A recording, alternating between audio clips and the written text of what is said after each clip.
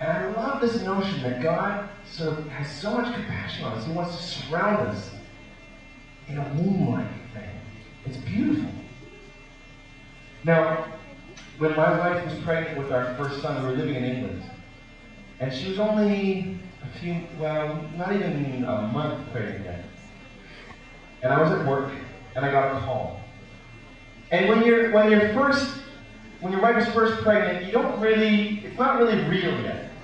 Because nothing's changing in your body, and her body hasn't changed, and you haven't seen how a baby comes out, and you don't really know what's going on. So it wasn't really real to me yet. And I got a call at work, and it was my wife, and she was crying. And I got really, really scared. I heard her, and she was crying, and instantly in my guts, what's going on? The pit of my stomach, that pain. And she said, Aaron, you have to come home right away. Something's going on. You gotta come home right away. And I just got out of there, and I was running.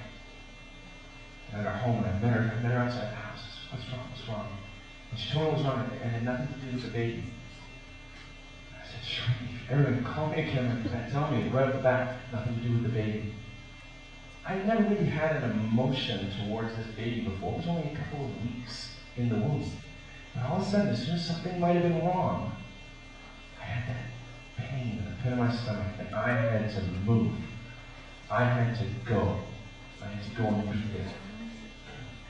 We just had our fourth child, Dominic. And we had one of those ultrasounds when Dominic was in the womb. And we got a call from the doctor saying, there's something a bit funny. We need you to come in. So immediately, that pain, that worry, that concern.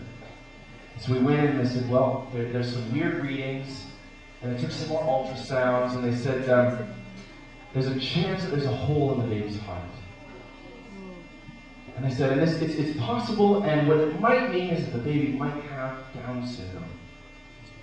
I mean, that's kind of hard to take.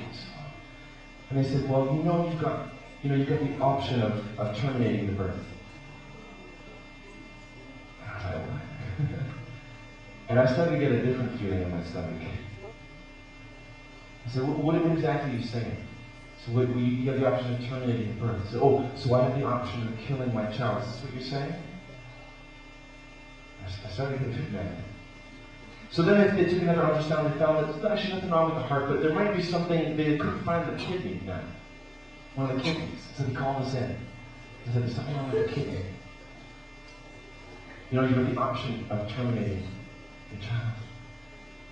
Not the child, no, sorry, terminating the fetus. And now, the thing in my stomach was starting to come up. And we started talking about, essentially I said, now you stop talking about killing my baby. You stop talking about that, because it's not going to happen. I don't care, if it's missing a hand, should I kill it? No. So I got really angry. And it was in the pit of my stomach. And I said, no, you stop talking about that. And I just like this image that God is looking at his people. And he's looking at his people, and he saw the oppression. He saw the pain. He saw the slavery to sin. He saw the bondage. He saw just the way they were treating each other. He saw the hatred. He saw the way that they were being abused, the way they were mistreating each other. And he said, no! No! No more! I will fight for my children. I will fight for my people. I will fight for my bride. No more! And he was so moved in compassion in his guts that he could do nothing else but run to us and say no to Satan, and say no to sin. And say, I will fight against it because you are helpless. You can't. I will make you beautiful. I will make you pure. That's how much I love you. That's why God came down, because he had no choice. He had so much compassion on us that he had no option. He said, I will go. I will fight. And he came down to be Jesus. And Jesus is God's compassion in flesh. walking out in the world. That was the revolution. That was the reason for the revolution. And that's our model for revolution. That's who we're supposed to imitate. Christ. And that's what we're called to do, is be moved by compassion. We live in a society that is unmoved by compassion. We live in a society where we can see images on the TV from miles away and we can click the channel because it makes us uncomfortable because we don't want to see those black children starving to death. We can live in a world where people are being killed and genocide and we don't care because something really interesting is on TV or we have something else to do with our lives. That's the kind of world we live in. We know more about the pain and the suffering in this world than we have ever known, than humans have ever known. And we care less about the pain and the suffering in this world than anyone has ever cared. God is saying, no. God is saying, you want to be my revolutionaries? You will be moved by compassion. You will see oppression. You will see evil.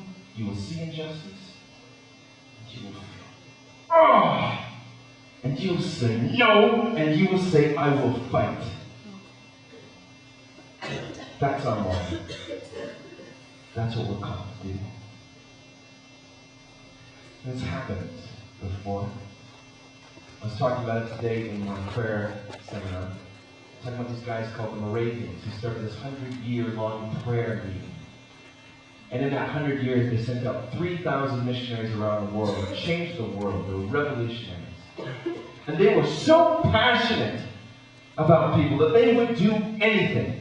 They would carry caskets along with them saying, when we come here, we will die here. You will probably kill us because we will be so compassionate that you have no option. If you really want to keep your society the same, you'll have to kill us. Here's our caskets. You don't have to pay for the funeral expenses. They were so desperate to go reach the slaves in West India, in the West Indies, that two of them weren't allowed in. So two of them went, brought their caskets, and sold themselves into slavery so that they could go and enrich people who were unreached. And they revolutionized that society. They're called the Mad Moravians because they were crazy. They were crazy in love with Jesus and crazy in love with the people around them. They changed the world. The Salvation Army is here. It exists because of the Moravians. I won't have time to get into the list, but they exist because of them. We saw it in the early Salvation Army. The early Salvation, they were so passionate. They would do anything. They were crazy. They were nuts. They would do anything to get the message out.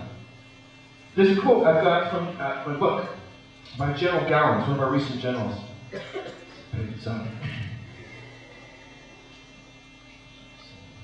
He's talking about the old slum sisters.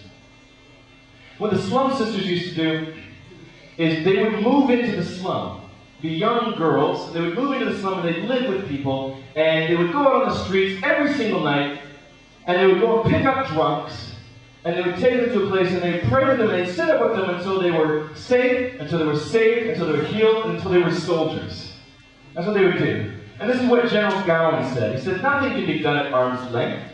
We must get alongside the impoverished, whatever form their poverty takes. The old-time slum sisters not only worked in their districts, but they lived in them.